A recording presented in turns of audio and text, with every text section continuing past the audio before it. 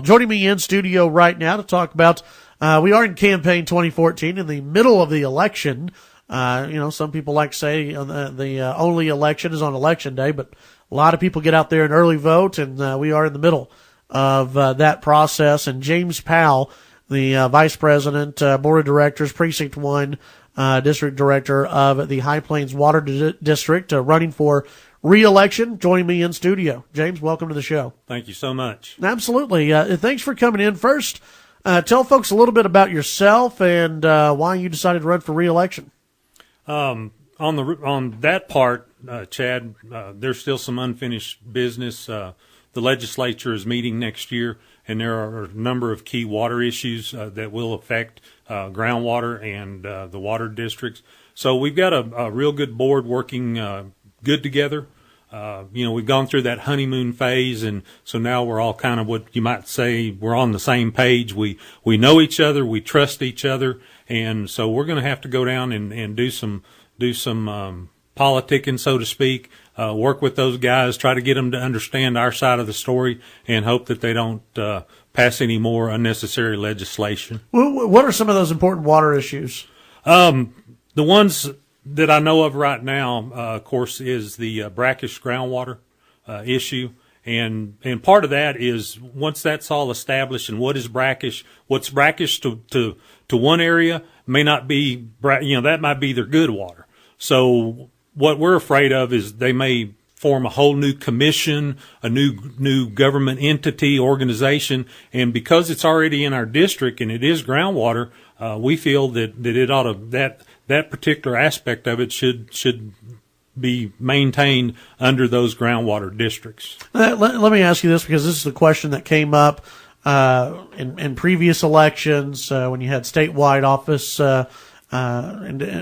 holders who were running for election, and it was about who owns the water and who has control over the water. In your opinion, when it comes to the High Plains Water District, when it comes to individual farmers out there, those who are in ag, who is in control of the water? Who owns that water underneath the land? No, without question, it's the landowner. They own the right to that groundwater. Well, there's been controversy about that, hasn't there? Oh, yes. Yeah, very much so. But at the same time, and it's already been upheld on numerous occasions, there is some limited control of the use of that groundwater, and that comes through the groundwater district. Should there be any control? Well, some people think so. Some people think there's not enough control over the groundwater use. This is a resource that we've been blessed with. It's taken literally millions of years for this groundwater to have formed, and we're depleting it at such an alarming rate that it's just a matter of common sense. Let's maybe slow down a little bit on that. Let's get more and more conservation, better tools, and that's something that the water district has always promoted is conservation. You do have others who are opposing you in this race, and when people scroll down the ballot, they're going to see a bunch of names on there. So right. When it comes to that issue about control, because we've got a lot of farmers who listen, a lot of ag producers who listen out there, it sounds like to me that you're for at least a little bit of control. Does that separate you from everyone else, or how does that break down from what you know about your opponents? Well, as far as my opponent's concerned, I'm not going to get into that, Chad, but I do know that the majority of the producers truly, understand that we need some type of restriction, where everybody's playing, fairly, the same type of limitations, if you want to call it a limitation. But I think by and large, the way we have readapted or restructured the Amendment 5, which pertains to that in the district, that the majority of the producers, and we have gone down to the grassroots, and they can live with it, especially the one-crop rule, which makes it very easy on the producer and the reporting of that water use. Visiting with James Powell, running for re-election, High Plains Water District. You and I were talking about this before we went on the air, about how people scroll down on their ballot, they eventually end up High Plains Water District. Right. There are probably quite a few people who are listening right now that goes, why does this election matter to me? So if they're not an ag producer, if they're not involved, farming, anything like that, why does it matter to people who, are within the loop or just outside the loop? But why does High Plains Water District matter?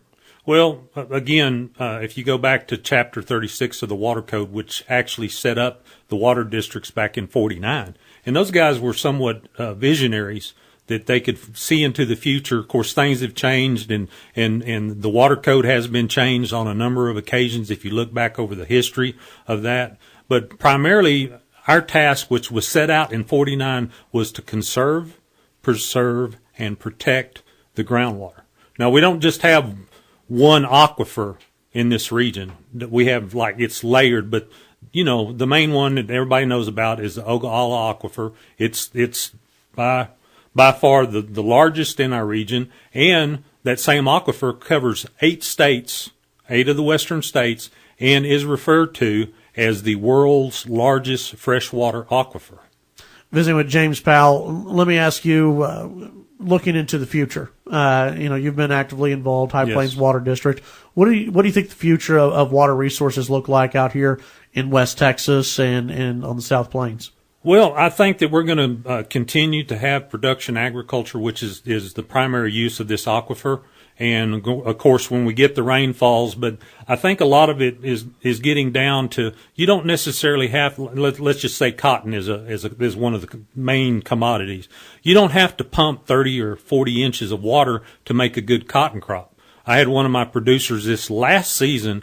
He applied 14 inches of irrigation. He got 13 inches of rain, and he made over 5 bales. And that was all about timing and management. So it can be done on less water. And we've got the new varieties that are helping us do that. You brought up conservation a couple of times.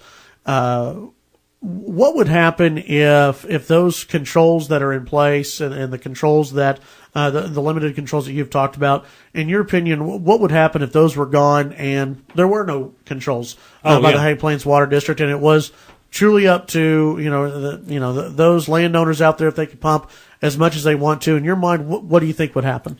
Well, I've already got a very good example of that. I've worked with a producer down around the Hobbs region in the past. And basically, in Gaines County, that area was strongest water as there was on the High Plains. But they pumped that water so long and so hard that there's a lot of that area now has no water. Example, I worked with a producer. He had 16 circles all together, good water at the time, and within a 4-year period, he was down to 2 circles that he could even water. Visiting with James Powell. James, in the short time that we have left here in this segment, tell folks why they need to consider you when looking at their ballot. Well, I know that I have not only the experience working almost 4 years now with the Water District and as a board member and what goes on and what takes place on that. We're required to do balanced budget. It's state regulated. So all of these things, we are definitely in compliance with state laws and state regulations.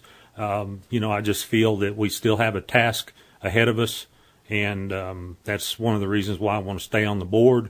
The other part of it is I've got the background and experience, 30 years running my own ag consulting business on irrigation management and crop production. I am a Texas Tech graduate with 2 degrees in agriculture, and I'm a Navy vet. All right, James Powell, thank you very much. Is there any way, if you want to give out contact information, that people can get a hold of you if they have any other questions about your campaign? They can contact the Water District, and they'll let them get a hold of me. All right, James, thanks for coming in today. Thanks, Chad. Appreciate it. You bet. 770-5790, toll free, 1-800-687-0790. We'll take a break. James Powell was in studio with us. Appreciate him coming in.